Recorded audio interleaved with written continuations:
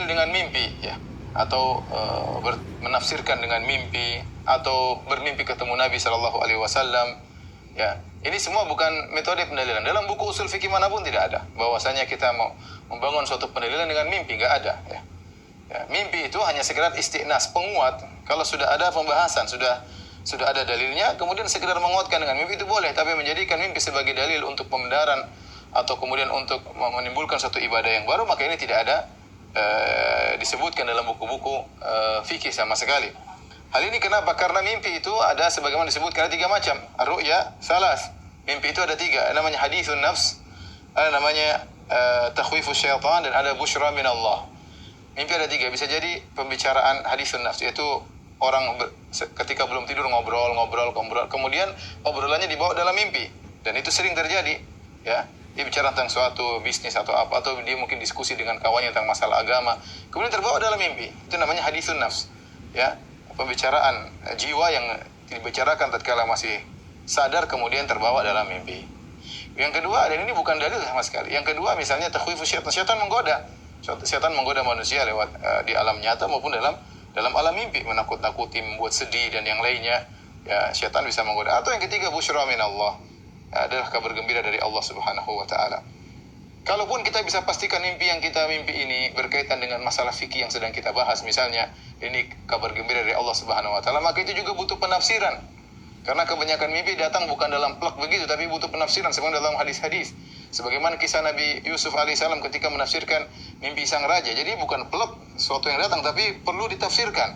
Seperti sab'a baqaratin simanin ya'kuluhunna sab'un ijaf, ada 7 sapi gemuk dimakan oleh 7 sapi kurus. Ini kan butuh mimpi. Seperti Nabi SAW bermimpi melihat Umar bin Khattab kemudian izarnya sampai di bawah mata kaki, ya. Ini perlu tafsir, ya, yang menunjukkan bahwasanya imannya kuat misalnya, ya. Dan dalam hadis-hadis demikian, bukan mimpi pelak sebagaimana yang dilihat dalam mimpi itu yang terjadi, bukan demikian. Kebanyakan mimpi hanyalah isyarat-isyarat yang perlu ditafsirkan. Ini semakin melemahkan mimpi dijadikan dalil. Kemudian tafsiran tersebut terkadang benar, terkadang salah. Oleh karena dalam hadis yang diriwayatkan Imam Al-Bukhari, ada seorang datang kepada Rasulullah SAW, kemudian berkata, ya, inni ra'aitu lailata fil manam, ya. Dia mengatakan, Rasulullah, saya bermimpi tadi malam, mimpiku begini, ya. Maka kemudian Abu Bakar berkata, ya Rasulullah, wallahi la tada'anni fa'aburaha. Ya Rasulullah, biarkan aku tafsirkan mimpinya. Jadi kata Abu Bakar, dia ingin menafsirkan mimpi orang tersebut. Kemudian Abu Bakar pun menafsirkan mimpi tersebut, ya. Maka apa kata Abu Bakar setelah itu? Ya Rasulullah, asabtu am akhta'tu? Saya menafsirkan mimpi orang tersebut, ya Rasulullah, saya benar atau salah? Kata Nabi SAW, asabta ba'dhan wa akhta'ta ba'dhan. Kau benar sebagian dan kau salah sebagian. Bayangkan, ini yang menafsirkan Abu Bakar radhiyallahu taala anhu saja bisa benar sebagian, bisa salah sebagian, apalagi selain Abu Bakar radhiyallahu taala anhu. Ini semua dalil bahwasanya mimpi bukanlah dalil, dia hanya berkaitan dengan sesuatu yang sudah berlaku atau istiqnas sebagai penguat, bukan sebagai dalil tersendiri, ya. Oleh karenanya saya sering sampaikan bagaimana Imam Nawawi rahimahullah berkata, jika seorang bermimpi ketemu Nabi SAW, kemudian Nabi berkata besok adalah puasa Ramadan atau besok Idul Fitri, maka Imam Nawawi berkata yang dijadikan dalil bukanlah perkataan Nabi dalam mimpi, tapi yang dijadikan dalil adalah perkataan Nabi di alam nyata, yang Nabi pernah berkata kepada para sahabat, sumu li ru'yatihi wa aftiru li ru'yatihi. Berpuasalah karena melihat hilal dan lebaranlah karena melihat hilal. Itu yang lebih kuat. Seandainya benar-benar dia ketemu Nabi dalam mimpi, ya seandainya benar-benar, itu pun belum tentu Nabi yang dia lihat, ya, karena banyak orang bisa mengaku sebagai Nabi. Kalaupun benar-benar dia ketemu Nabi dalam mimpi, maka di depan kita ada 2, sabda Nabi dalam mimpi atau sabda Nabi di alam nyata, ya. Tentu kalau kita merojihkan, lebih kuat sabda Nabi di alam nyata. Nabi yang berkata, sumu li ru'yatihi wa aftiru li ru'yatihi.